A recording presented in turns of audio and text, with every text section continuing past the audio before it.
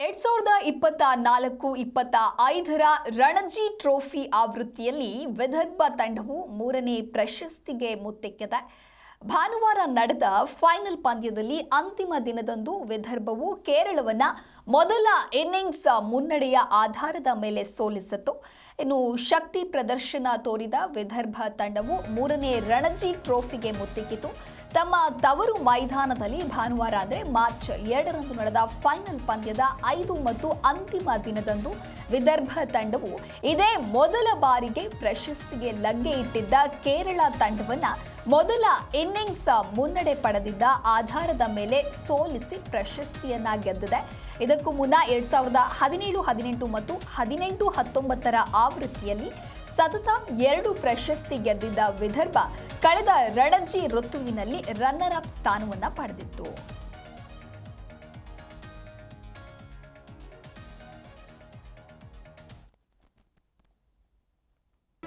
G Kannada news ಈಗ ನಿಮ್ಮ ಮನೆಯಲ್ಲೇ ನೋಡಿ.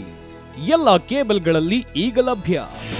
ನಿಮ್ಮ ನೆಚ್ಚಿನ ಜಿ ಕನ್ನಡ ನ್ಯೂಸ್ ಈಗ ಸನ್ ಡೈರೆಕ್ಟ್ ನಲ್ಲಿ number 292, Tata play number 1664, Jio TV number 1334, NXT digital number 30, in cable number 30, city networks 51, U digital number 162, GTPL number 17, Rockline telecommunications number 42, Shri Basaveshwara cable number 168, rural cable network 60, Vinayaka digital 57, Abhishek cable 821, city channel 53, Siddeshwara cable network 57, ವಿ4 digital infotech 628, Surya digital networks 53, Gajanan digital number 836, Malnad infotech private limited number